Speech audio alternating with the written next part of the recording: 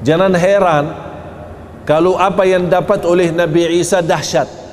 Terima wahyu dia masih anak bayi, terima kitab Injil, menjadi nabi dia masih anak bayi, itu biasa.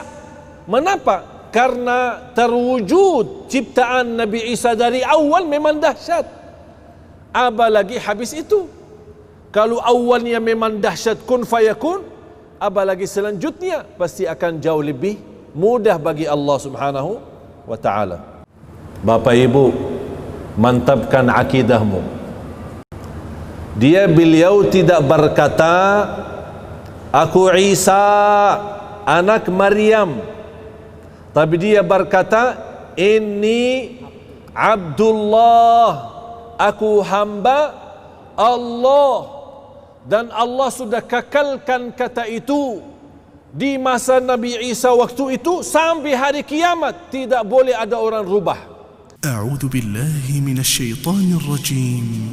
قال إني عبد الله آتاني الكتاب وجعلني نبيا وجعلني مباركا أينما كنت وأوصاني بالصلاة والزكاة ما دمت حيا وبرا بوالدتي ولم يجعلني جبارا شقيا والسلام علي يوم ولدت ويوم أموت ويوم أبعث حيا ذلك عيسى بن مريم قول الحق الذي فيه يمترون ما كان لله أن يتخذ من ولد سبحانه ما كان لله أن يتخذ من ولد سبحانه إذا قضى أمرا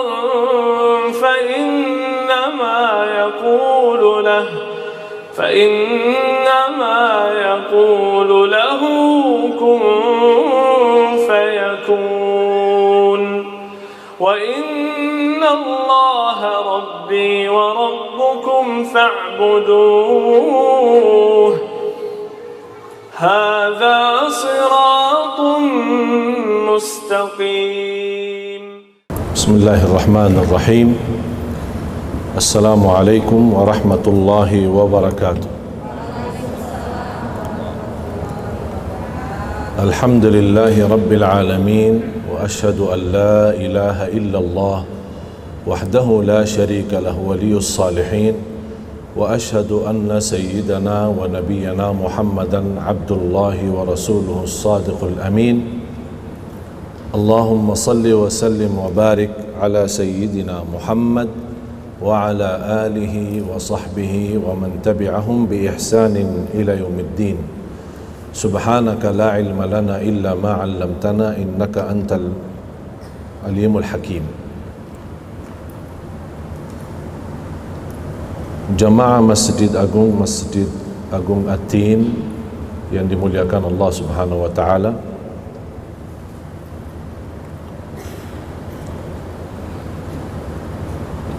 Saya tadi bertanya sama panitia apa tema, mereka menjawab bebas. Tidak ada tema khusus. Cuma saya ingin sampaikan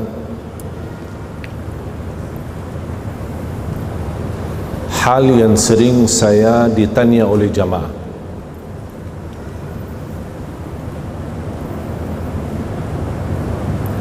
Masalah dosa lalu, dosa masa kecil, dosa masa kita sekolah, SMP, SMA, maupun dosa yang kita lakukan masa dewasa tapi kita lupa. Tapi kita ingat ada dosa yang kita lakukan, tapi kita lupa. Bagaimana cara terjamin diampuni Allah Subhanahu wa ta'ala? Karena orang yang berdosa pasti keinginannya diampuni Allah. Karena sengsara seorang dosa di dunia masih membawa bebannya ke akhirat. Berat. Tapi dia ingin dibangkitkan oleh Allah hari kiamat, di hari akhirat, tapi sudah termasuk orang itu diampuni oleh Allah Subhanahu wa ta'ala. Ini satu pertanyaan.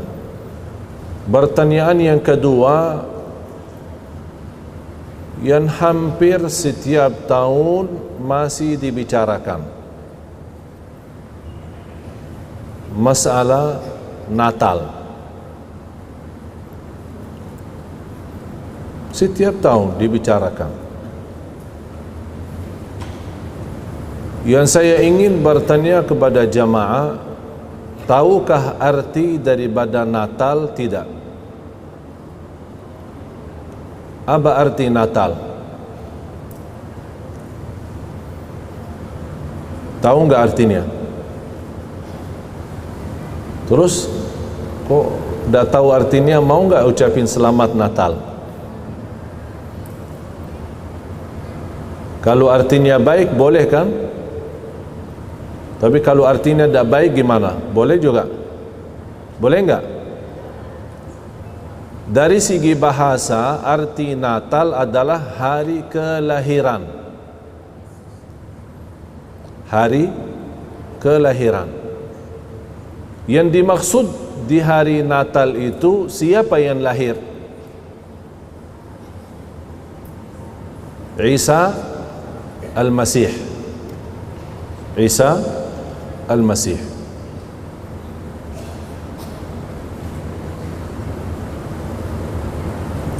Jamaah sekalian, tahukah tidak ada bukti dalam Quran? Tidak usah bicara Quran, karena Quran milik umat Islam. Tahukah dalam Injil tidak ada bukti kelahiran Nabi Isa atau Yesus yang biasa dinamakan tanggal 25 Desember? Tahukah tidak ada bukti? Tidak ada bukti. Tapi subhanallah yang ada, dan ini menjadi pelajaran untuk kita semua, yang ada bukti kelahiran Nabi Isa atau Yesus yang dinamakan oleh mereka atau Al-Masih, yang ada ceritanya di dalam Injil sama dengan apa yang ada di dalam Al-Quran. Cerita waktu kelahiran Nabi Isa atau Yesus.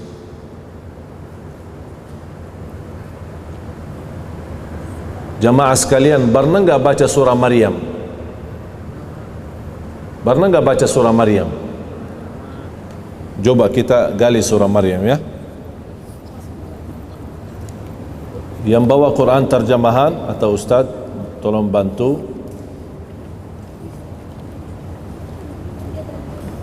Surah Maryam habis surah Al-Kahfi.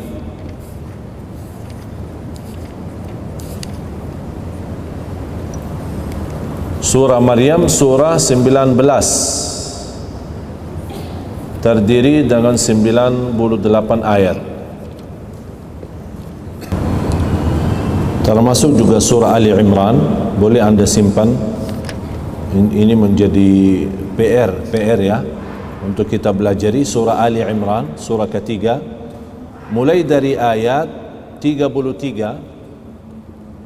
Ini bukan bahasan saya sekarang ya, cuma saya ingin anda simpan surah Ali Imran surah ketiga ayat 33 sampai ayat 60, atau mohon maaf sampai ayat, karena masih ada kaitan, sampai ayat 66. Sampai ayat 66. Dari ayat 33 sampai ayat 66. Kelemahan kita jamaah sekalian sebagai umat Islam, tidak tahu sejarah Siti Maryam kemudian Nabi Isa dalam Al-Quran. Dan salah satu ayat yang juga ada di dalam Injil, diterangkan atau dijelaskan ciptaan Nabi Isa tidak beda dengan ciptaan Adam, Nabi Adam. Dua-duanya diciptakan dengan perintah Allah, kun fayakun. Nabi Adam dari tanah, kun fayakun, jadi manusia. Nabi Isa lahir dengan ibu yang tidak punya suami, dan dua-duanya sama ciptaannya dengan perintah Allah, kun fayakun. Ini ada di dalam Al-Quran, bahkan ada di dalam Al-Injil. Di dalam Al-Quran, di antara ayat yang saya tadi sampaikan, surah Ali Imran ayat 33 sampai ayat 66, saya mohon menjadi PR kita untuk belajari supaya menguatkan akidah kita, ya. Di antara, tolong Ustaz baca terjemahan ayat ini, ayat 59 dan 60. A'udzu billahi minasyaitonir rajim. Inna mathala Isa 'indallahi kamathali Adam, khalaqahu min turabin thumma qala lahu kun fayakun. Al-haqqu min rabbika fala takun minal mumtarin. Sadaqallahul azim. Allah ingatkan Nabi Muhammad jangan ragu, padahal dia Nabi.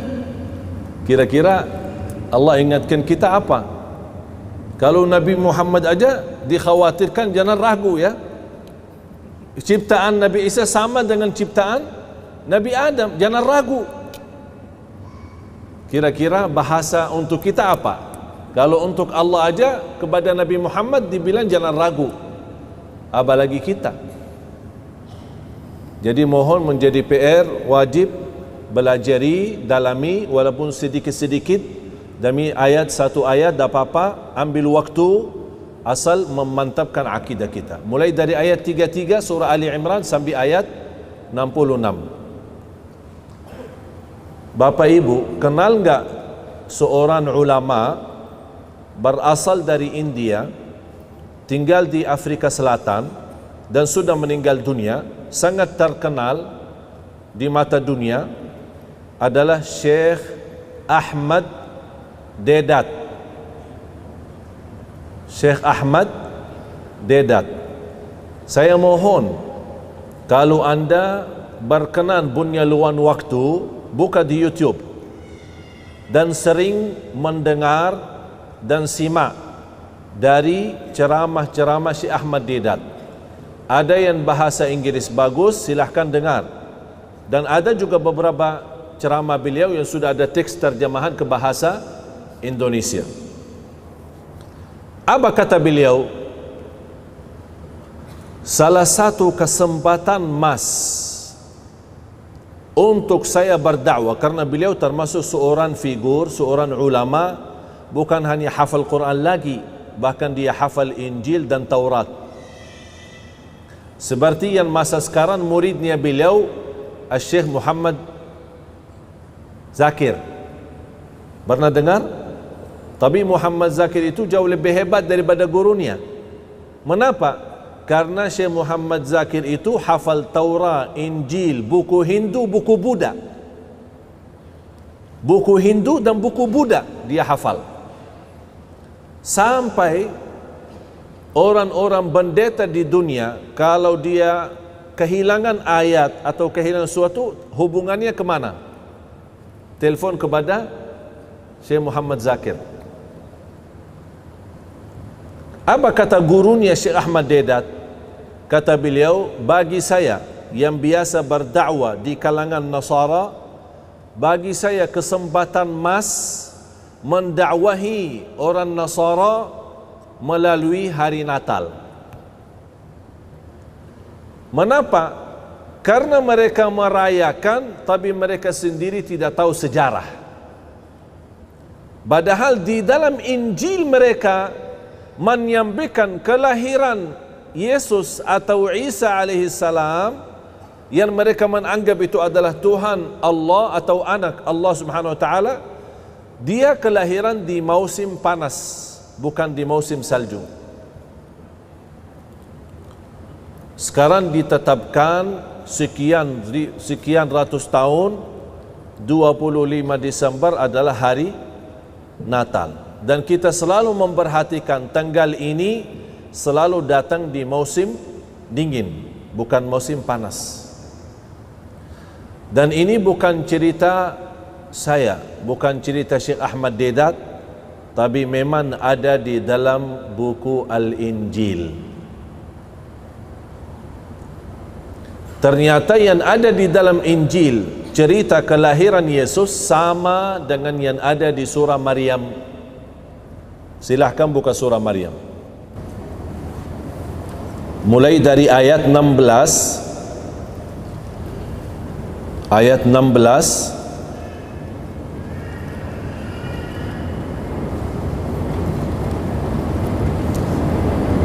sampai ayat 38. Ini mohon maaf, ini belajaran penting ya. Karena saya tadi tanya panitia ada tema, dia bilang bebas. Saya jujur saja tidak tahu mau bahas apa. Pas saya duduk terfikir ini. Baru saya duduk, saya terfikir ini, ayat ini. Jadi saya ingin menyampaikan supaya untuk meyakinkan, kalau Allah saja berkata kepada Nabi Muhammad, jangan ragu. Sekarang saya ingin diri saya dan anda sekalian meyakinkan akidah kita, akidah yang benar. Supaya apa? Supaya kalimat syahadat kita jangan jadi sia-sia. Jangan nanti di ujung hayat kita ingin mati husnul khatimah malah tidak bisa ucapkan kalimat syahadat. Berat. Hati-hati. Akidah itu sumber modal. Kalau akidah tidak ada, kehabisan akidah, kehilangan akidah, na'udzubillah, rugi dunia akhirat. Rugi kesehatan tidak apa-apa, rugi harta tidak apa-apa, tapi rugi iman bahaya. Mulai dari ayat 16 sampai ayat 38. Saya tidak akan bahas semuanya, tapi saya ingin anda juga kembali belajar. Saya akan bahas sesuai waktu yang kami sempatkan, dan insyaAllah sisanya anda bisa belajar. Sangat mudah sebenarnya untuk mengenal akidah yang benar, tidak susah. Karena kita setiap hari meminta petunjuk dari Allah lewat salat fardu, bahkan lewat sunnah qabliyah ba'diyah, ihdinas siratal mustaqim. Kita setiap hari minta petunjuk kepada jalan yang lurus. Dan ini petunjuk salah satunya pemudahan dan jalan yang lurus dalam hal akidah, supaya kita tidak tertipu dalam akidah kita. Akidah tidak ada tawar-menawar walaupun sama orang tua. Islam membolehkan berbakti baik sama orang tua yang non-muslim. Kalau orang tua kita non-muslim dan kita sudah masuk Islam, Islam tidak melarang kita tetap bersama mereka. Islam tidak melarang kita bersahabat baik dengan mereka. Islam tidak melarang kita tetap melayani baik dan melayani ikhlas sama mereka. Tapi satu Islam melarang, kalau mereka menawarkan kembali bersyirik kepada Allah, kata Allah, jangan taati mereka. Tapi selebihnya, jadilah teman yang baik untuk mereka. Begitu adilnya Islam. Karena tetap walaupun orang tua, walaupun mereka non-muslim, masih punya hak karena mereka sebagai orang tua. Dan itu tidak ada selain di dalam ajaran Islam. Cuba kita sama-sama belajar ini. Sudah buka ayat Al-Quran? A'udzu billahi minasyaitonir rajim. Bismillahirrahmanirrahim.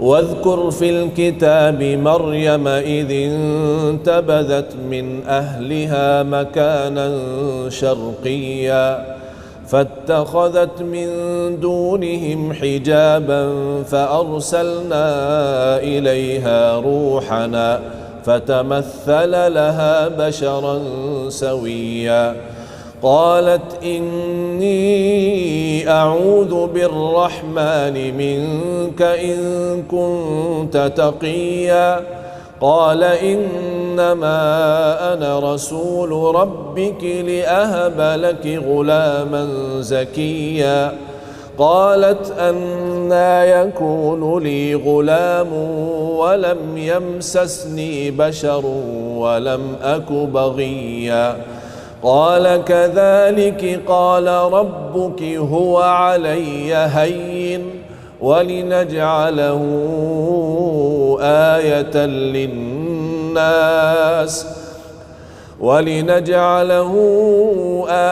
للناس ورحمة منا وكان أمرا مقضيا فحملته فانتبذت به مكانا قصيا فأجاءها المخاض إلى جذع النخلة قالت يا ليتني مت قبل هذا وكنت نسيا منسيا فناداها من تحتها ألا تحزني قد جعل ربك تحتك سريا وهزي إليك بجذع النخلة تساقط عليك رطبا جنيا فكلي واشربي وقري عينا فإما ترين من البشر أحدا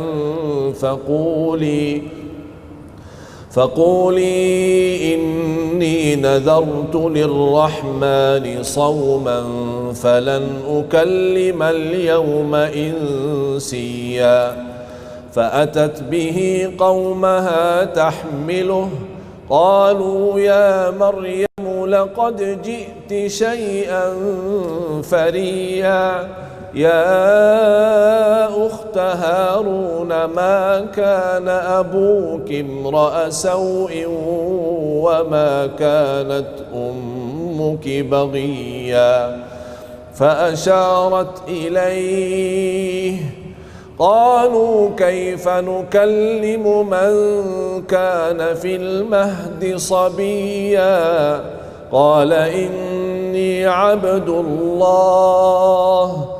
قال إني عبد الله آتاني الكتاب وجعلني نبيا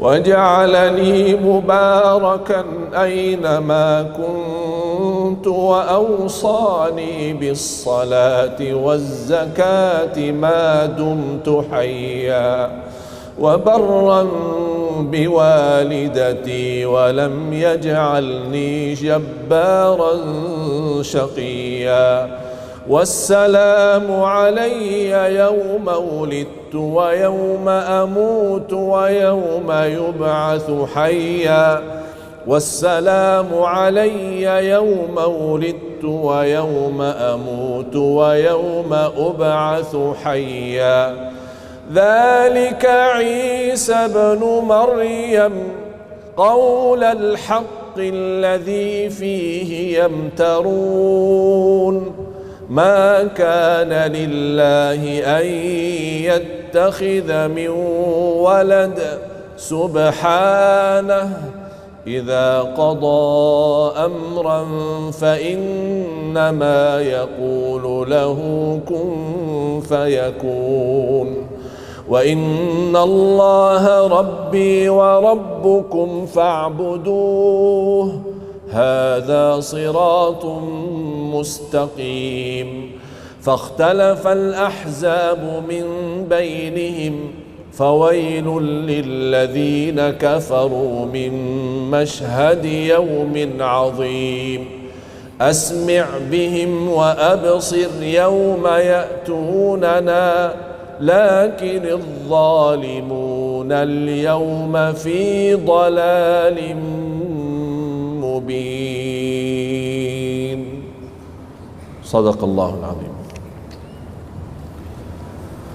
Jamaah sekalian, Siti Maryam, Nabi Isa sangat mulia di sisi Islam. Bahkan tidak sah iman kita kalau tidak iman dan percaya Nabi Isa salah satu Nabi dan Rasul. Hafal enggak rukun iman? Rukun iman berapa? 6. 1. Percaya Allah. 2. Kepada malaikat. 3. Kitab. 4. Rasul. Berarti salah satu rukun iman percaya kepada seluruh Nabi dan Rasul. Memang Nabi kita Nabi Muhammad sallallahu alaihi wasallam.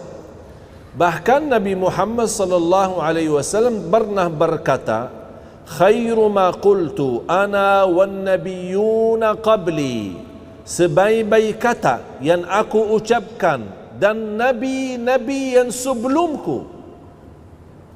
Sebaik-baik kata yang aku ucapkan dan para nabi yang sebelum-sebelumku adalah la ilaha illallah wahdahu la syarikalah lahul mulku wa lahul hamd yuhyi wa yumit wa huwa ala kulli syai'in qadir. Ini sudah sepakatan semua para nabi membawa kata itu. Semua mulai dari Nabi Adam sampai Nabi kita Nabi Muhammad sallallahu alaihi wasallam. Tapi subhanallah, menjadi bukti Islam tidak anti toleransi. Katanya kalau tidak ucapin selamat Natal berarti seolah-olah Islam anti toleransi. Tidak mau, tidak diterima, beda pendapat, macam-macam alasan. Islam keras, Islam teroris, Islam apa macam-macam. Eksklusif ya, macam-macam alasannya. Padahal membuktikan begitu Islam indah, bahkan rahmatan lil alamin, itu tidak ada di dalam Injil. Mereka kan membanggakan dan memuliakan Siti Maryam dan memuliakan Yesus Isa Al-Masih sebagai kadang sebagai Tuhan, kadang anak Tuhan, macam-macam. Tapi tidak ada di dalam Injil jamaah sekalian satu surah yang membawa nama Maryam atau membawa nama Isa. Tapi subhanallah di Islam membuktikan Islam memang Islam merangkul semua para nabi dan rasul, memuliakan semua para nabi dan rasul. Bahkan Islam tidak bermasalah sama siapapun. Bahkan di antara yang kita belajari, ahabbun nasi ilallah anfa'uhum linnas, yang paling dicintai oleh Allah, yang selalu berguna bagi orang lain. Tidak disebutkan orang lain itu apakah Islam atau bukan Islam. Bahkan di dalam Islam jamaah sekalian, kalau kita sayangi, melayani, memberikan perhatian kepada binatang yang membutuh bantuan, Allah nilai memberikan pahala besar. Ingat gak hadis cerita orang wanita yang memberikan air minum kepada anjing? Tahu kan? Apa yang Allah balas? Padahal wanita itu tidak pernah berbuat kebaikan. Bahkan dikenal wanita itu, na'udzubillah, tapi dalam sekali dia bantu anjing, Allah ampuni dosanya. Saya bertanya sekarang Bapak Ibu, anjing di hukum Islam apa? Najis, dan hukumnya haram. Kok bisa anjing najis hukumnya haram di ajaran Islam, tapi kita ketika melihat anjing lagi membutuh pertolongan, kita bantu, Allah ampuni dosa kita. Kira-kira bagaimana kalau sama binatang yang bukan najis, bukan haram? Faham gak? Kalau sama anjing yang namanya najis haram, Allah masih berikan pahala, bahkan nilai itu bisa ibadah. Kira-kira bagaimana kalau binatang yang bukan najis dan bukan haram? Apalagi yang kita beri bantuan itu, pertolongan kita kepada orang manusia. Kalau sama binatang aja dihargai Allah, apalagi sama manusia, apalagi sesama muslim. Oh, tingkat lagi. Ini semakin meningkat. Dan membuktikan Islam itu memang rahmatan lil alamin. Tidak ada di dalam Al-Quran yang isinya 114 surah, tidak ada satu surah atas nama istri Rasul. Ada enggak atas nama istri Nabi Muhammad? Istri Nabi Muhammad siapa namanya? Siti Khadijah. Anaknya laki maupun perempuan semuanya dari Siti Khadijah. Tapi subhanallah, tidak ada. Malah yang ada di dalam Al-Quran satu surah lengkap dari awal sampai akhir, sampai jumlah ayatnya 98 ayat, bernama Siti Maryam. Dikasih nama Maryam. Dan cerita semua disambungkan. Bapak Ibu, cerita yang ada di surah Ali Imran, sudah tulis enggak tadi? Surah Ali Imran, sambungkan cerita surah Ali Imran sama cerita yang ada di surah Maryam. Karena asal cerita Siti Maryam dulu, sebelum cerita Nabi Isa. Siti Maryam dulu. Bahkan di surah Ali Imran cerita orang tuanya Siti Maryam. Inna Allah astafa Adam wa Nuhan wa ala Imran wa ala Ibrahim ala alamin. Allah ceritakan dulu keluarganya Siti Maryam, baru kemudian cerita Siti Maryam ini siapa, bagaimana keadaannya, bagaimana ibadahnya, bagaimana ikhlasannya, bagaimana Allah memberikan rezeki yang istimewa luar biasa. Terus langsung dikaitkan kepada cerita yang sambung di surah Maryam. InsyaAllah Bapak Ibu, kalau anda yakini dan dalami hayati cerita surah Ali Imran sama cerita yang ada di surah Maryam, insyaAllah sempurna akidah kita, kuat, tidak akan diragukan. Coba saya minta satu, Ustaz mohon di surah Ali Imran, bacakan aja terjemahan surah Ali Imran ayat 36 dan 37. Tapi jangan lupa ya, tulis mulai dari ayat 33 surah Ali Imran, itu menjadi PR ya. 33 sampai ayat 66 ya. Sudah tulis ya, dari 33 sampai ayat 66. Tapi hanya sebentar saja saya ingin sampaikan sebuah pesan, mudah-mudahan anda bisa mengerti dan bisa memahami untuk menguatkan akidah kita. Bagaimana keadaan Siti Maryam yang ada di surah Ali Imran ini? Tolong langsung terjemahan 36 sama 37. Bismillahirrahmanirrahim.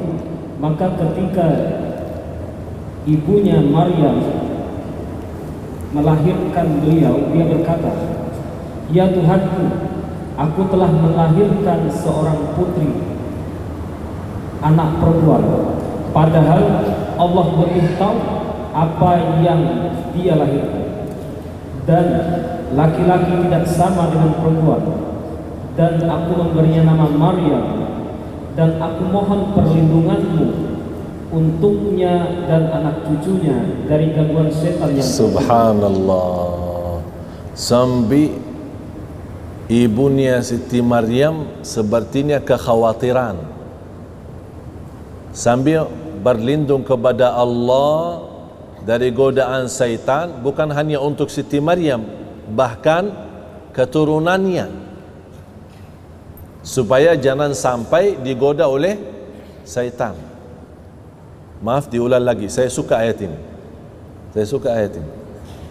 Dan boleh menjadi doa kita, jamaah sekalian. Kalau ibu-ibu sedang hamil mau melahirkan, ketika mau melahirkan, boleh, ya Allah, lindungilah aku dan anakku dan keturunan anakku dari godaan syaitan. Coba ulang lagi.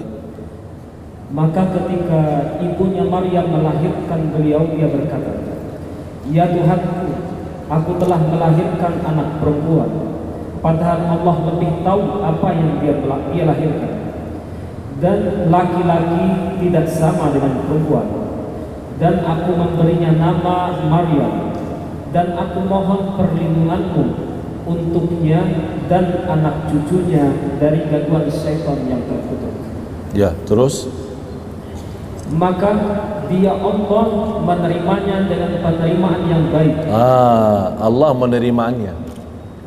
Berarti Allah terima anaknya Siti Maryam ini, diterima keadaannya, bahkan diterima doanya. Bukan hanya diterima, bahkan diterima dengan penerimaan yang baik. Subhanallah. Terus, maka dia Allah menerimanya dengan penerimaan yang baik, membesarkannya dengan pertumbuhan yang baik, dan menyerahkan pemeliharaannya kepada Nabi Zakaria. Setiap kali, siapa yang melindungi, memperhatikan, melayani Siti Maryam sendiri? Allah sendiri. Sampai diserahkan sejak dia kecil sambil membesar, baru diserahkan kepada Zakaria alaihissalam. Coba, maaf ulang lagi. Setiap kali Zakaria masuk menemui Maryam di mihrab atau kamar khusus ibadah bagi Maryam. Kalau disebutkan kata mihrab, tempat ibadah, bukan mihrab ini ya, bukan mihrab imam ya, tempat ibadah.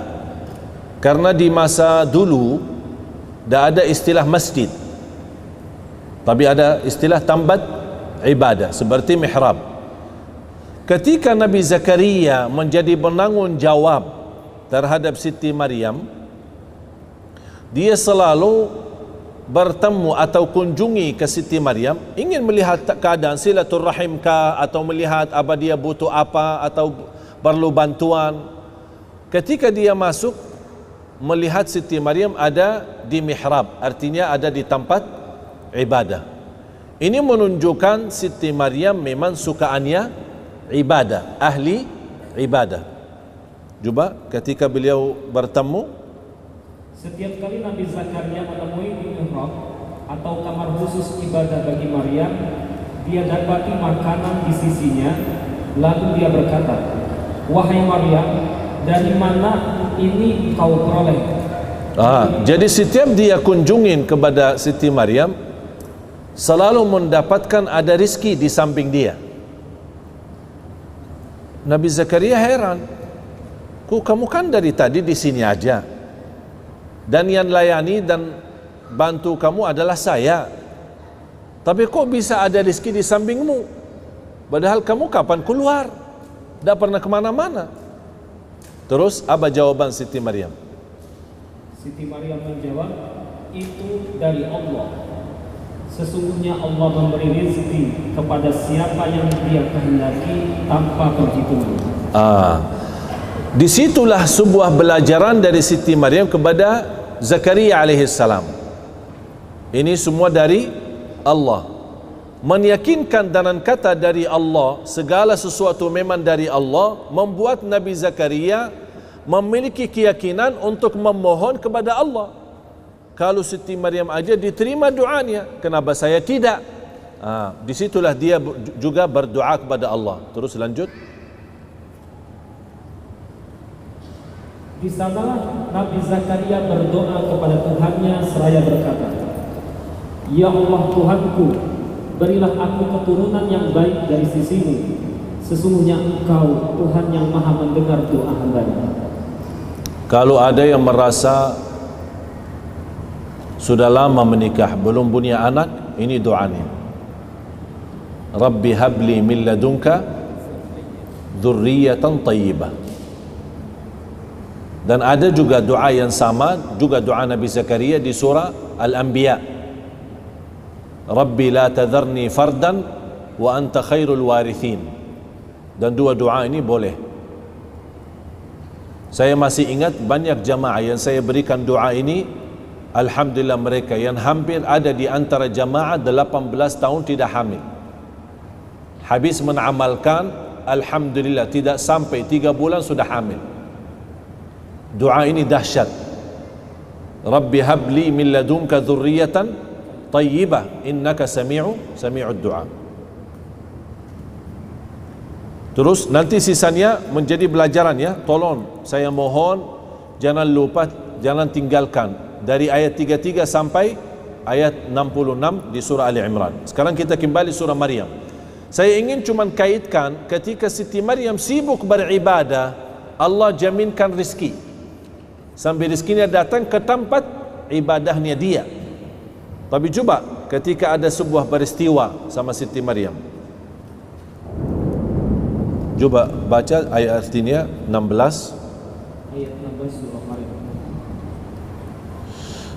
Dan ceritakanlah wahai Muhammad kisah Maryam di dalam Al-Quran. Subhanallah, ceritakan wahai Nabi Muhammad. Ini menunjukkan perintah Allah kepada Nabi Muhammad untuk menceritakan. Sekarang saya bertanya, mohon maaf jamaah sekalian, iman Nabi Muhammad tahu ceritanya? Nabi Muhammad tahu ceritanya? Apakah Nabi Muhammad di masa itu ada? Artinya ada sama Siti Maryam, ada sama ibunya Siti Maryam, atau ada sedang Siti Maryam melahirkan Nabi Isa, Nabi Muhammad ada. Tapi Allah perintahkan, wahai Nabi Muhammad, ceritakan. Apa yang diceritakan Nabi Muhammad aja dah tahu. Berarti cerita ini langsung wahyu dari Allah. Allah yang menceritakan, walaupun perintahnya atas Nabi, kepada Nabi Muhammad SAW. Berarti cerita ini tidak bisa diragukan. Karena ini langsung kalamullah, bukan kalam Nabi Muhammad. Itu bukan kalam, bukan kata-kata Nabi Muhammad, tapi itu semua kalamullah subhanahu wa ta'ala. Coba terus. Yaitu ketika dia mengasingkan diri dari keluarganya ke suatu tempat di sebelah timur, yaitu Baitul Maqdis. Tolong jamaah sekalian, mohon maaf ya, ini butuh perhatian. Semua kata yang sekarang masuk ini menjadi ilmu. Allah sebutkan di sini dia mengasingkan, ingin bersendirian, pisah dari kaumnya, pisah dari lingkungannya, sampai dia menempatkan diri di arah atau sebelah timur, di tempat timur. Yang diterjemahkan timur itu adalah Baitul Maqdis. Kalau sekarang Palestina. Memang Palestina adalah negara para Nabi dan Rasul. Banyak makam Nabi dan Rasul. Tidak ada Nabi dan Rasul pasti sudah salat di Masjid Al-Aqsa. Dan tidak ada Nabi dan Rasul pasti sudah haji. Itu yang bersabdakan Rasulullah SAW. Ma min nabiyyin illa wa hajjal bait. Tidak ada Nabi kecuali sudah haji. Berarti membuktikan semua para nabi yang jumlah para nabi lebih dari 210,000 para nabi. Kalau para rasul 300 sekian rasul. Berarti ada nabi, ada rasul. Total jumlahnya 212 atau 200,000 dan 300 nabi dan rasul. Ini jumlah mereka, dan semua sudah di Masjidil Haram di Makkah dan juga di Masjidil Aqsa. Dan Allah juga dengan kun fayakun kumpulkan mereka semua ketika masa Isra dan Mi'raj. Ketika Nabi Muhammad naik Buraq, sebuah binatang dari Makkah menuju Masjidil Aqsa, baru naik ke langit menuju ke Masjidil Aqsa di waktu yang sangat cepat, dan di situ beliau menimami semua para nabi dan rasul sallallahu alaihi wasallam. Coba terus. Lalu dia memasang tabir yang melindungi dirinya dari mereka. Lalu kami mengutus roh kami Jibril kepadanya, maka dia menampakkan diri di hadapan Maryam dalam bentuk manusia yang sempurna. Dalam bentuk manusia, supaya Siti Maryam tidak terkejut. Karena kalau terlihat malaikat Jibril, aslinya malaikat Jibril, pasti akan terkejut. Apalagi dia bersendirian, pisahkan diri dari kaumnya, dari lingkungannya. Dia di tempat sendirian. Oleh kerana itu Allah turunkan malaikat Jibril dalam bentuk manusia supaya bisa menyampaikan pesan-pesan Allah kepada Siti Maryam. Kalau malaikat Jibril aslinya 600 sayap. 600 sayap. Kata Rasulullah, kalau Allah izinkan malaikat Jibril buka satu sayap, bukan 600, hanya buka satu sayap, kata Rasulullah, matahari akan tertutup. Matahari akan tertutup. Ini baru satu, bukan 600. Begitu dahsyat makhluk Allah, begitu luar biasa makhluk Allah, tapi mereka semua masih di bawah kekuasaan Allah, hamba Allah subhanahu wa ta'ala. Terus Dia Maryam berkata seraya berdoa, sungguh aku berlindung kepada Tuhan yang Maha Pengasih terhadapmu, jika engkau orang yang bertakwa. ya, Dia Jibril berkata, sesungguhnya aku hanyalah utusan Tuhanmu untuk menyampaikan anugerah kepadamu, seorang anak laki-laki yang suci. laki-laki yang suci. Ini masih dialog ya, antara Jibril sama malaikat Jibril sama Siti Maryam. Tapi coba bayangkan bagaimana perasaan Siti Maryam di saat itu. Karena ini wahyu.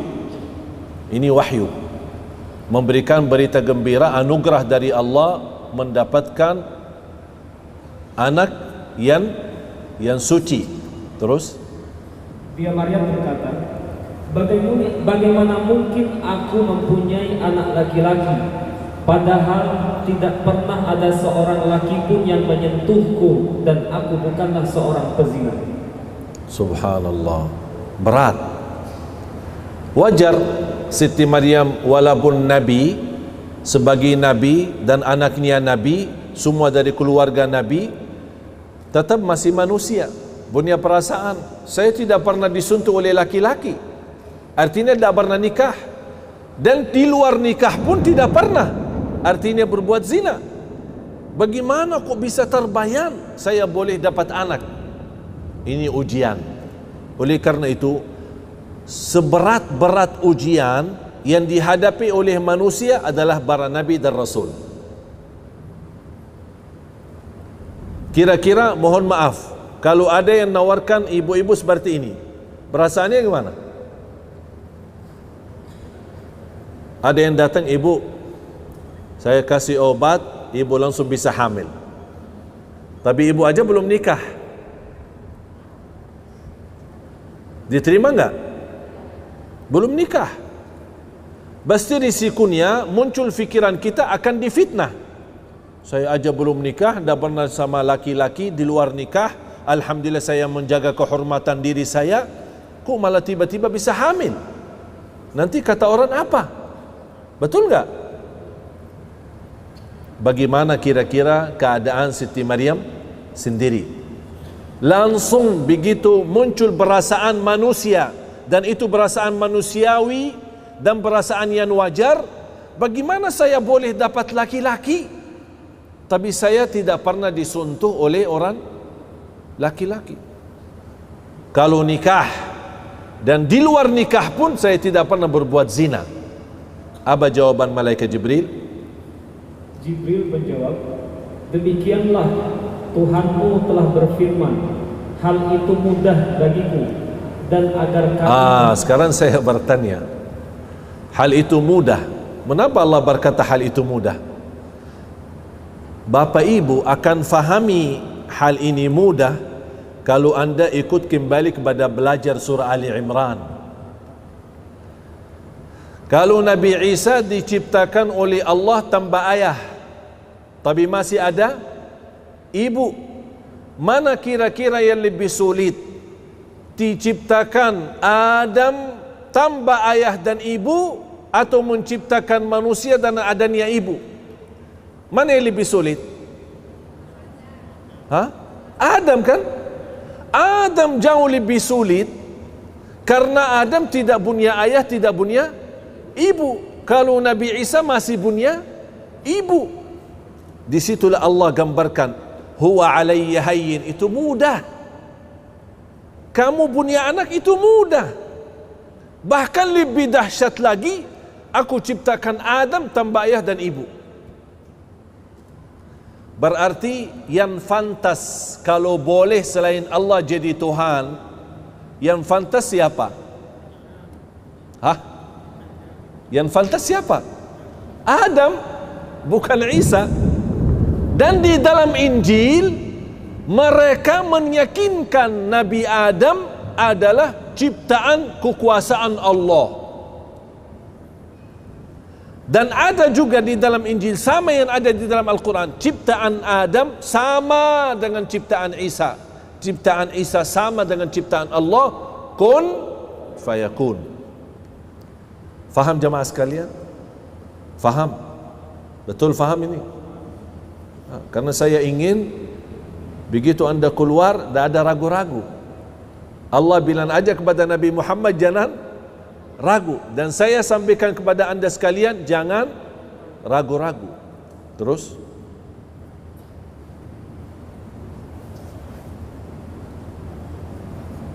hal itu mudah bagiku, firman Allah mengatakan, dan agar kami menjadikannya suatu tanda kebesaran Allah bagi manusia. Allahu Akbar. Kita hanya mampu bilang subhanallah.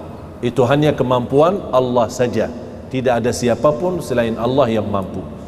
Itu Allah jadikan tanda kebesaran Allah. Terus, dan sebagai rahmat dari Allah SWT. Dan hal itu adalah suatu urusan yang sudah diputuskan. Urusan yang sudah, berarti tak ada tawar-menawar. Jadi seolah-olah ini perintah kepada Siti Maryam, udah, dah usah banyak bicara, selesai. Ini keputusan sudah selesai.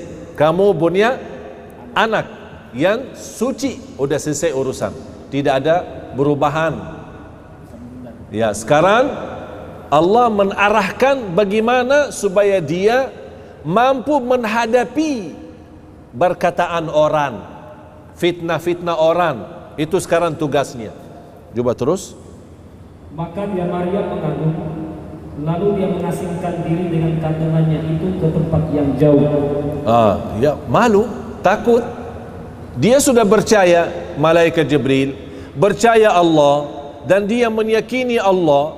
Dia tidak meragukan perintah Allah. Tapi bagaimana manusia ini? Manusia pasti aneh-aneh. Mohon maaf, kita aja di lingkungan aneh-aneh. Apalagi zaman sekarang. Apalagi di zaman yang kita lihat, na'udzubillah, macam-macam fitnah. Begitu Siti Maryam sudah menjadi dalam perintah kun fayakun hamil, dia memposisikan memindahkan diri ke tempat yang jauh, karena membutuhkan waktu supaya penjiwaannya siap menghadapi perkataan orang. Terus kemudian rasa sakit akan melahirkan, memaksanya bersandar pada pangkal pohon kurma. Pangkal pohon kurma.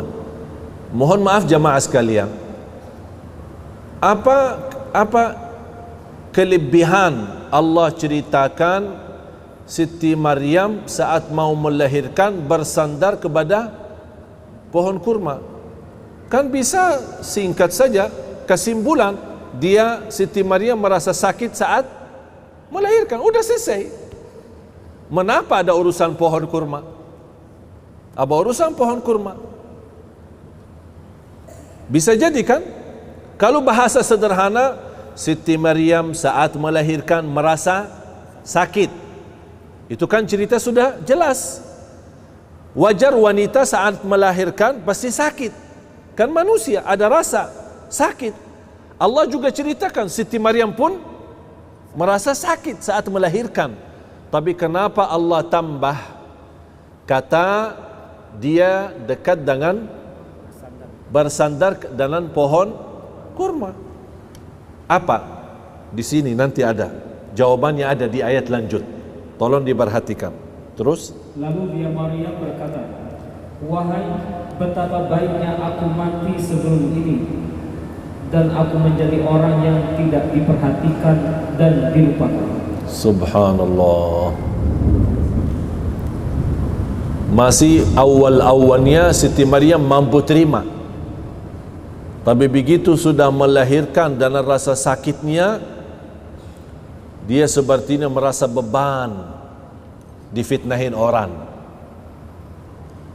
Lebih baik aku lupa dan mereka melupakan aku. Lebih baik aku mati daripada menghadapi pernyataan itu. Tapi subhanallah, apa yang terjadi setelah itu? Supaya menenangkan hati. Supaya menenangkan hati. Coba lanjut. Lalu Jibril berseru kepada Maryam dari tempat yang rendah, janganlah engkau bersedih hati. Sesungguhnya Tuhanmu telah menjadikan. Subhanallah. Allahu Akbar. Memang luar biasa. Allah tidak pernah tinggalkan urusan hamba. Kalau Allah sudah urusi kita, jamaah sekalian jangan ragukan, yakini tidak ada yang buruk datang dari Allah. Yang buruk memang dari dosa-dosa kita. Yakini walaupun masih di pandangan mata ujian itu buruk, tapi hakikatnya itu baik. Karena dengan ujian yang kita hadapi diampuni segala dosa, dinaikkan darajat, bahkan menjadi orang terpuji di sisi Allah. Berarti baik, walaupun pandangannya masih melihat buruk. Bagi Siti Maryam itu ujian, dan bahkan dia ingin mati. Tapi Allah menenangkan hatinya dengan berkata hal-hal yang baik. Jangan khawatir, kami tidak akan tinggalkanmu. Terus dan Jibril juga berkata sambil berseru kepada Maryam, goyanglah pangkal kurma itu ke arahmu. Niscaya pohon itu akan menggugurkan buah kurma yang masak padamu. Sudah tahu alasannya ada cerita pohon kurma? Sekarang pertanyaan saya, pohon kurma bisa berbuah kapan?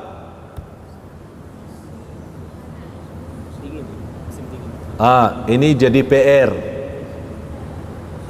Buka di Google, buka di internet, ya. Buah kurma, pohon kurma kapan bisa berbuah? Hanya satu musim, di musim panas. Kalau tidak musim panas, Oleh karena itu kota Madinah dan Makkah dikenal daerah panas. Walaupun ada beberapa bulan dingin. Sekarang seperti sekarang musim dingin ya. Pengaruhnya dari udara-udara yang cukup jauh dari utara, dari Turki, dari Jordan, dari mana-mana itu datang udara. Tapi kalau daerah asli Timur Tengah termasuk daerah Palestina memang dikenal musim panas. Bahkan kurma, pohon kurma itu tidak bisa berbuah selain di musim panas. Bahkan supaya kita yakini, ada orang berkata, saya ada pohon kurma yang bisa berbuah tapi di musim dingin, bukan di musim panas. Fahami dulu bahasa Al-Quran, jangan macam-macam dulu. Apa dalam Al-Quran? Dia berkata apa? Tolong dibaca lagi. Dan goyanglah pangkal pohon kurma itu ke arahmu, niscaya pohon itu akan menggugurkan buah kurma yang masak padamu. Pohon kurma yang masak padamu. Ini kemampuan bahasa Indonesia. Sayang sekali bahasa Indonesia tidak mampu menjelaskan arti itu. Kalau bahasa Indonesia kurma, kurma. Tapi kalau dalam bahasa Arab beda-beda. Ada rutab, ada balah, ada bizir, ada kurma, tamar. Berarti ada 4. Ada rutab, ada balah, ada bizir, ada tamar. Allah di sini sebutkan kata rutab, bukan tamar. Mengapa? Karena rutab itu selalu datang di awal musim panas. Yang namanya rutab adalah kurma setengah matang. Kalau orang Indonesia sukaannya kurma setengah matang, katanya biar cepat hamil. Itu cerita-cerita yang jual di sana. Orang-orang dah tahu, orang dari Madura atau dari mana yang sudah lama tinggal di Madinah, Makkah, dia suka jual ke jamaah umrah atau jamaah haji. Ini beli kurma biar cepat hamil. Ini tidak ada hubungan sama hamil. Ya, ya mau beli aja. Tapi urusan sama hamil itu bukan urusan sama rutab. Ya cuman ini hanya untuk biar cepat laku barangnya. Ya, memang enak. Rutab itu enak. Rutab yang setengah matang. Bentuknya dia separuh hitam, separuh kuning. Ada model lagi separuh merah, separuh kuning. Itu dinamakan rutab. Dan Allah gambarkan dalam ayat ini, rutab bukan tamar. Dan rutab tidak bisa tumbuh selain di musim panas. Tidak bisa tumbuh selain di musim panas. Kalau kurma yang suka datang dari Amerika, pas bulan puasa kan ada kurma yang agak panjang ya. Panjang sekali, sampai kilonya berapa, harga mahal. Itu katanya kurma dari Amerika. Itu bagi suntikan. Pohon kurma tapi bagi suntik supaya bisa tumbuh dan bisa berbuah. Pohon kurma yang ada di Amerika tidak bisa rutab. Tidak bisa rutab karena cuaca di sana tidak bisa menjadikan kurma itu berutab atau buah pohon itu bisa berutab. Beda sama cuaca yang alami. Yang alami seperti Makkah dan Madinah memang bisa, atau di Timur Tengah umumnya termasuk Palestina, termasuk Mesir, Tunisia ada yang namanya rutab. Terus lanjut. Ayat ke-26 di surat Maryam yang artinya, maka makanlah, minum dan bersenang hatilah engkau Maryam.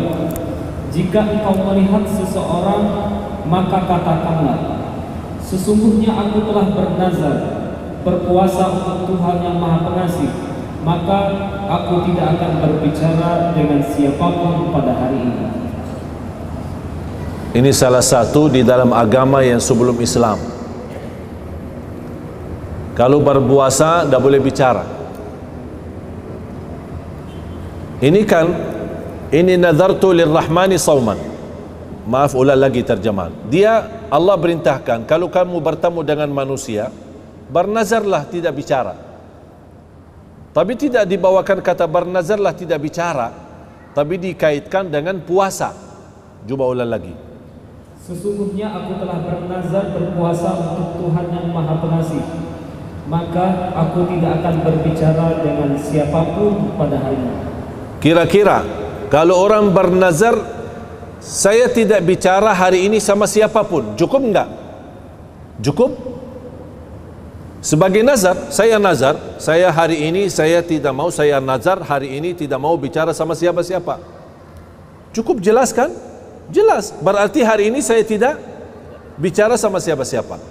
Tapi mengapa Siti Maryam di sini dikatakan bernazar berpuasa?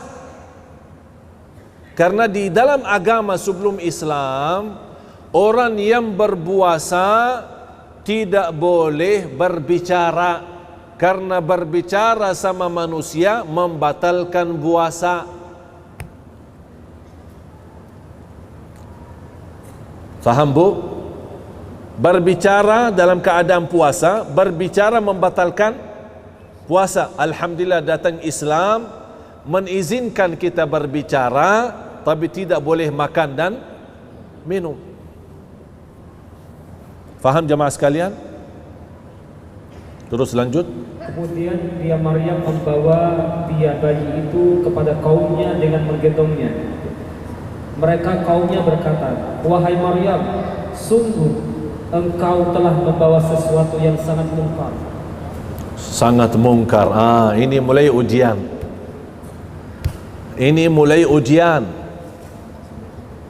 Dan Siti Maryam sendiri tidak mampu menghadapinya. Dia tetap minta pertolongan Allah dan harus dihadapi dengan kekuatan yang dahsyat.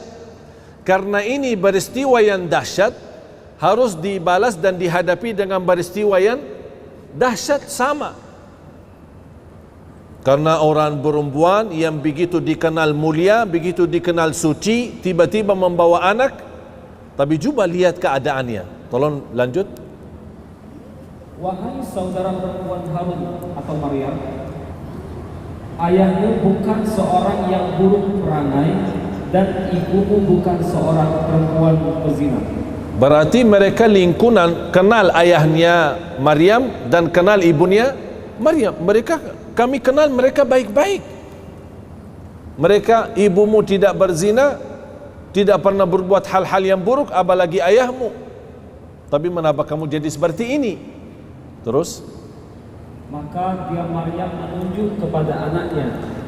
Karena dia lagi puasa dan tidak boleh, dan sudah bernazar tidak boleh bicara sama siapapun, hanya dia tunjuk dengan jari, dia tunjuk. Dan sudah dia meyakinkan Allah akan bagi pertolongan dengan cara yang dahsyat. Karena ini peristiwa dahsyat, harus ada balasan atau hadapan yang dahsyat menghadapi fitnah itu. Apa yang terjadi? Dia tunjuk. Terus? Bagaimana kami akan berbicara dengan anak kecil yang masih dalam ayunan? Berarti yang dia tunjuk kepada siapa? Oh, jadi kalau kalian mau tahu, tanya si anak bayi itu. Gimana bu? Aneh kan? Sudah peristiwa yang dahsyat, malah suruh bicara sama anak bayi. Anak, kamu aja bicara dah mau, kok disuruh anak? Anak, apa yang mau dibicara oleh anak itu? Inilah pertolongan Allah yang dahsyat.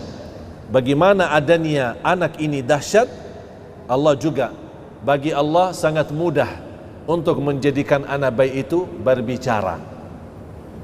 Ini kembali ingat kata sangat mudah. Menciptakan Nabi Isa sangat mudah dibanding Nabi Adam. Apalagi kalau sudah ada Nabi Isa, sulit enggak bagi Allah untuk Nabi Isa berbicara? Tidak sulit, justru lebih mudah lagi. Karena Nabi sudah ada, Isa sudah ada. Walaupun dia belum bisa berbicara, tapi kun fayakun, bicara. Terus Dan Isa putra Maryam pun berbicara, sesungguhnya aku adalah hamba Allah. Subhanallah. Ini sengaja dijawab seperti ini. Bapak Ibu, mantapkan akidahmu. Beliau tidak berkata aku Isa anak Maryam, tapi dia berkata ini Abdullah, aku hamba Allah. Dan Allah sudah kekalkan kata itu di masa Nabi Isa waktu itu sampai hari kiamat. Tidak boleh ada orang rubah. Silahkan Bapak Ibu buka di At-Taurat, buka di Injil, tidak ada satu kata Yesus berkata aku anak Tuhan. Tidak ada. Allah tidak ridha itu. Tidak ada satu kata Yesus sendiri berkata aku anak Tuhan atau saya Tuhan. Tidak ada.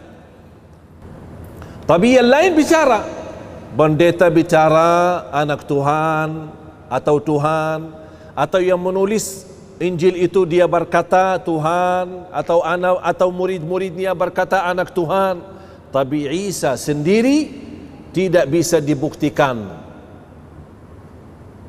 Dia berkata saya Tuhan atau anak Tuhan.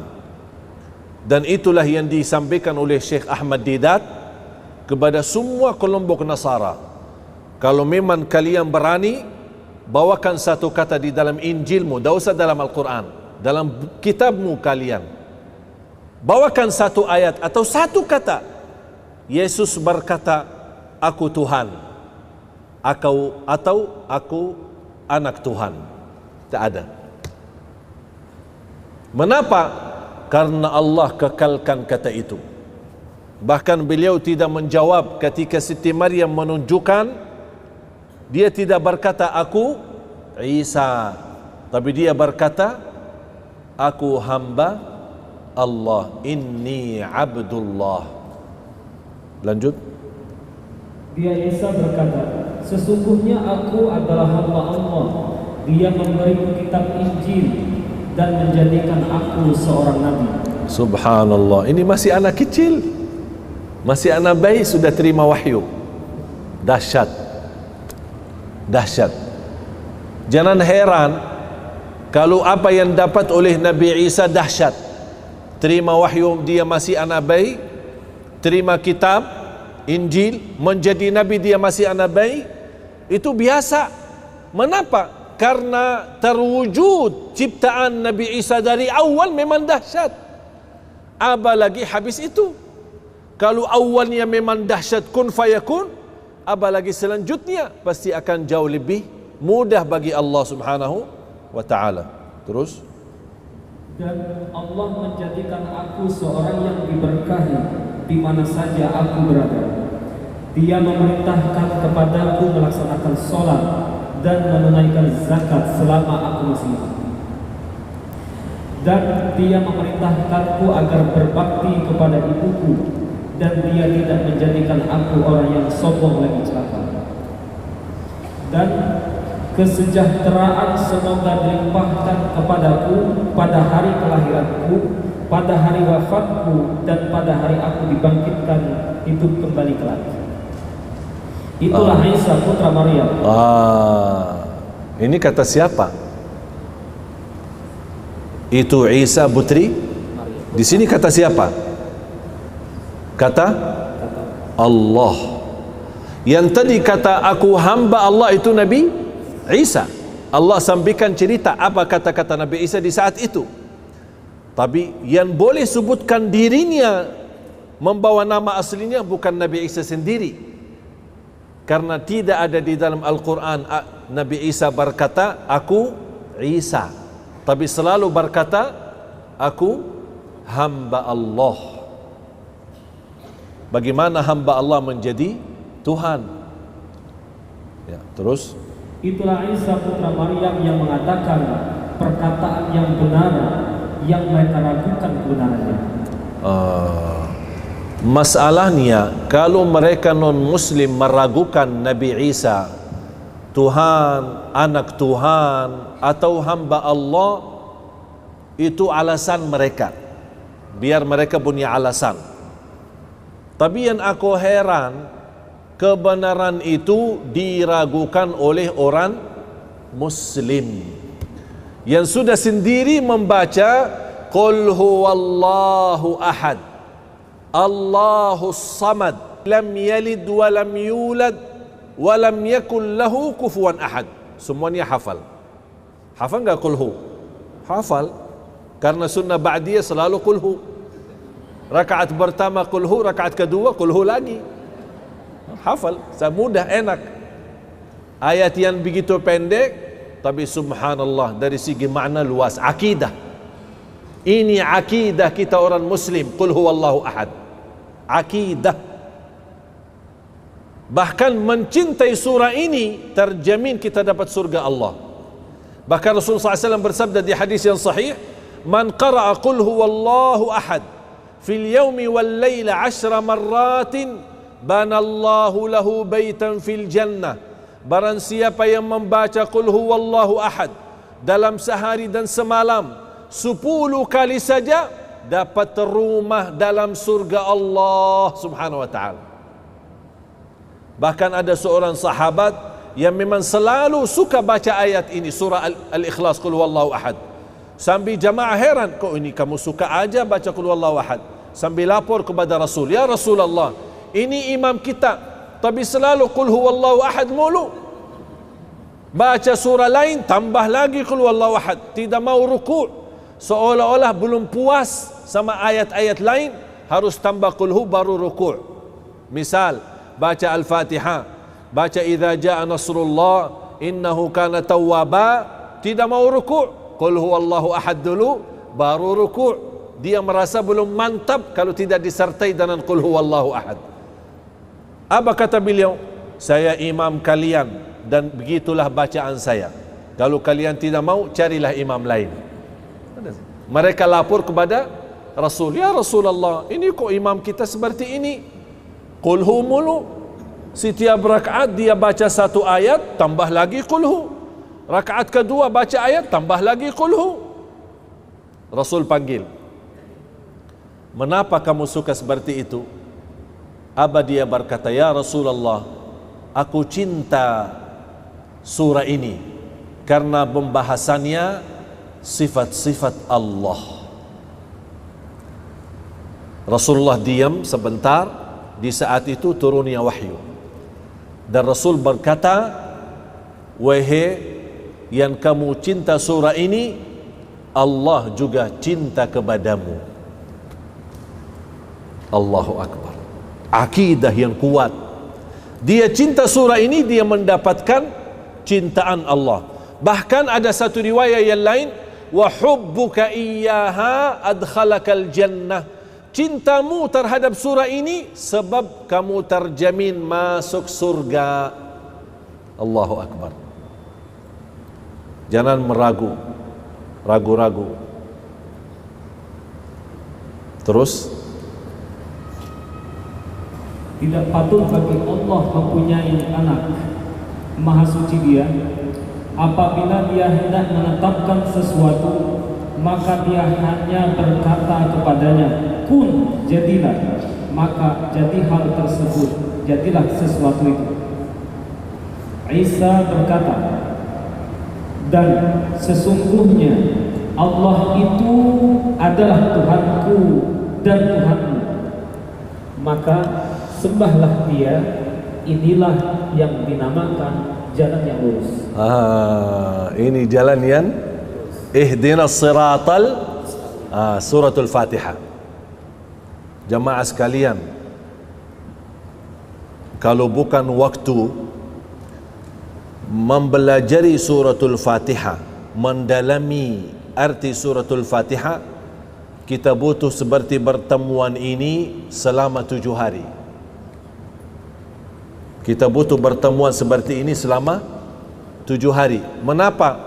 Supaya memantapkan mendalami surat Al-Fatihah. Oleh karena itu miskin orang Muslim yang hafal surah Al-Fatihah tapi tidak bisa tuntaskan kekhusyuan dalam salat.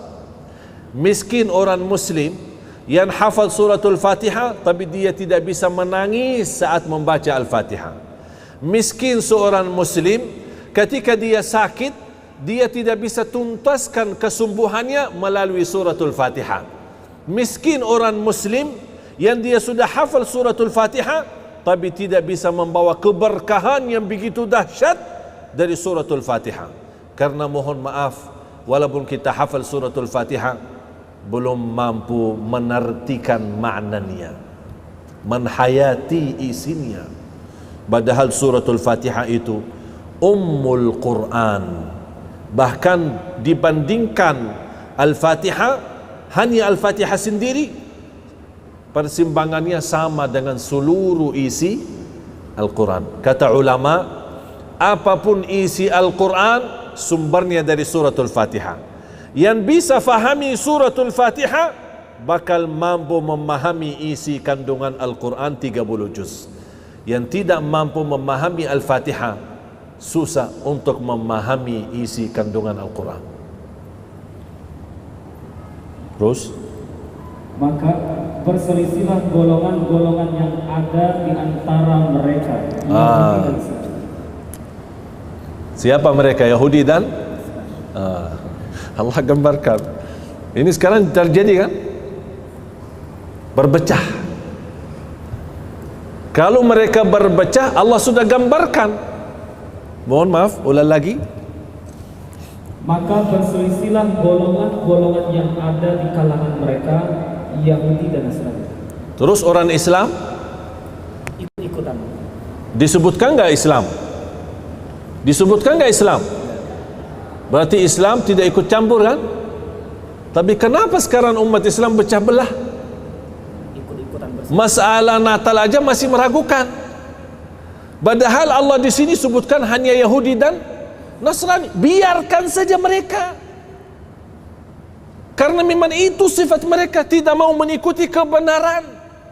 Kenapa kok orang Islam yang ikut campur?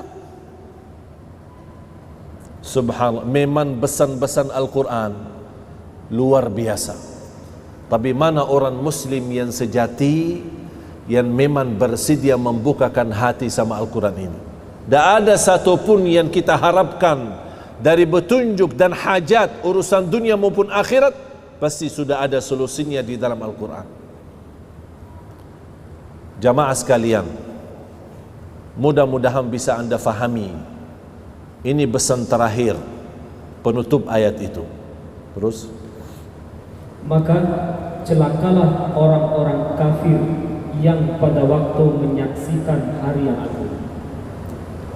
celakalah bagi mereka nanti kalau sudah kebenaran menjadi nyata dan mereka nyesal kenapa tidak beriman. Ini bahasanya kepada siapa? Yahudi dan Nasrani. Tidak disebutkan kata orang Islam. Berarti orang Islam jangan ragu-ragu. Jangan ragu-ragu.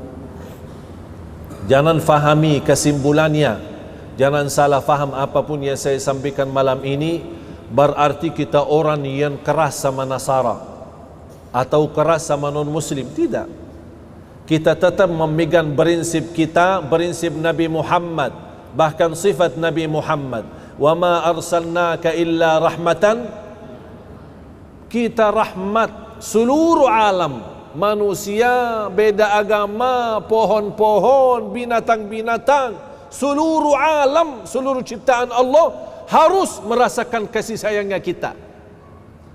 Kita tidak boleh dalam kekerasan.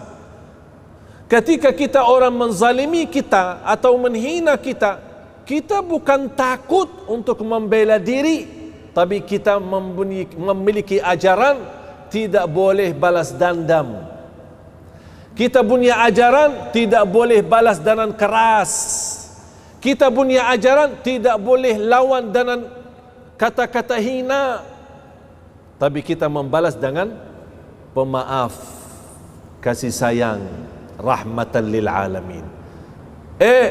Ingat, balasan saya bukan karena saya takut, tapi karena saya ikuti ajaran agama saya, menjadi orang yang sejati, orang muslim yang membawa damai untuk seluruh manusia.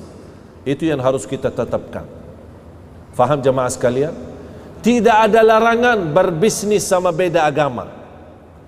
Tidak ada larangan kita bergaulan dengan orang non-muslim. Tidak ada larangan kalau kita bersenang-senang jalan-jalan sama mereka. Tidak ada larangan kalau kita ikut bersama-sama atau undang mereka ke rumah. Kita bersilaturrahim.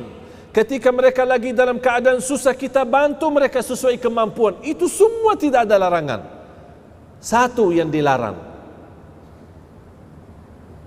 1000 bebas, 1001 bebas, 1 tidak bebas. Akidah. Kalau akidah jangan macam-macam. Silaturrahim merusak akidah? Tidak, silahkan silaturrahim. Hindu, Buddha, Nasara, Yahudi, musuh tidak dilarang, silakan. Kita bawa contoh yang baik. Tapi bagaimana kalau mereka mengucapkan selamat pas hari raya? Hari raya Idul Fitri, hari raya Idul Adha, kita jawab apa?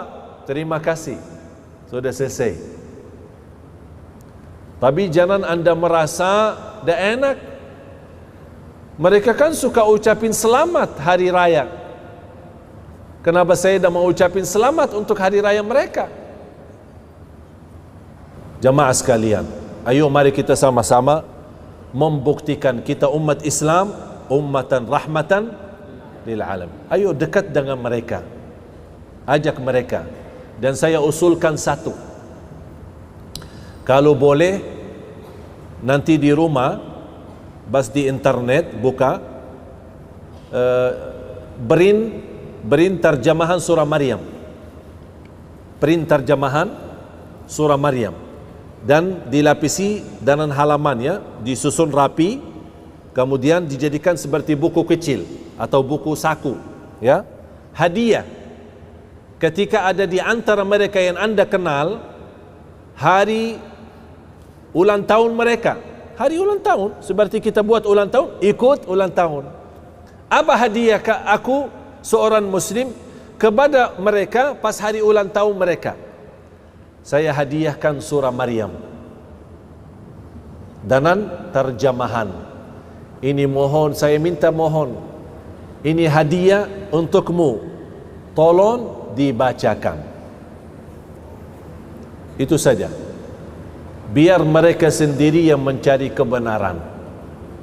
Dan sampaikan kalau ada pesan surat di atas terjemahan surah Maryam, ada sebuah surat yang kita tulis, kami orang muslim cinta Siti Maryam, cinta Nabi Isa. Bahkan tidak sah iman kita kalau belum percaya Nabi Isa. Bahkan di antara bukti Islam mencintai mereka, di dalam kitab suci kami ada sebuah surah bernama surah Maryam, dan itu pula tidak ada di dalam Taurat dan tidak ada di dalam Injil. Mudah-mudahan anda berkenan membaca hadiah buku saya. Assalamualaikum, selesai. Menjadi pendakwah, tapi dalam bahasa, mohon maaf, tidak punya ilmu, silahkan hadiahkan buku. Kita tidak tahu kapan turunnya hidayah untuk kawan kita, untuk teman kita. Punya kenalan orang barat, dan orang barat punya kelebihan suka baca.